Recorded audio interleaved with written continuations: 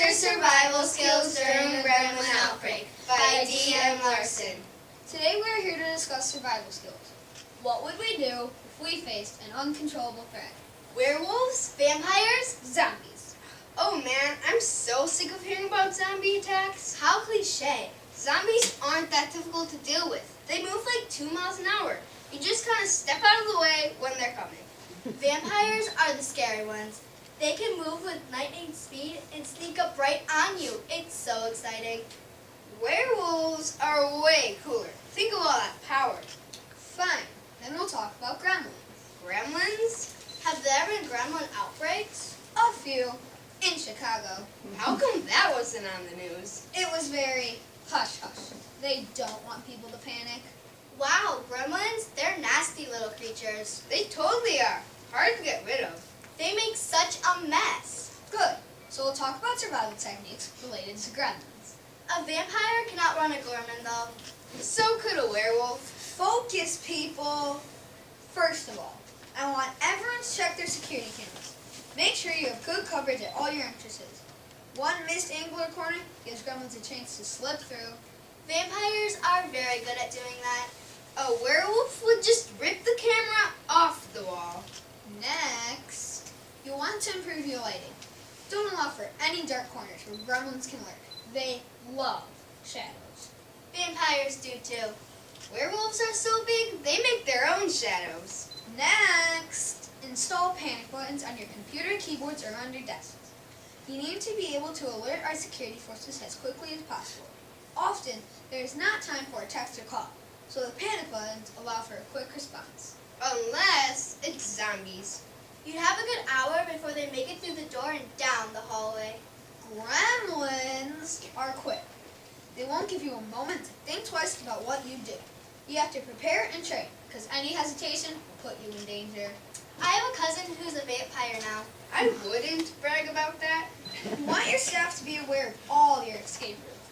It's best to get as many people as possible out of the area, so the security team can move in and eliminate the threat without any potential casualties getting in the line of fire.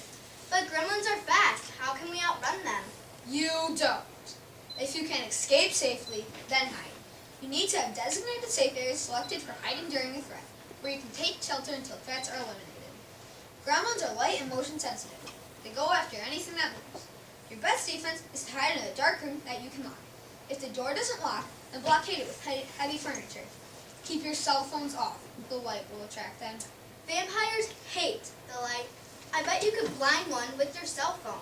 If you're certain you won't be detected, then contact our security forces.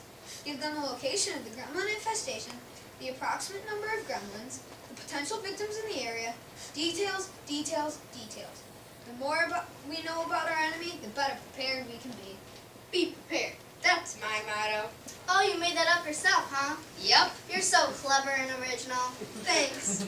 When our security team arrives, stay calm and show them your hands.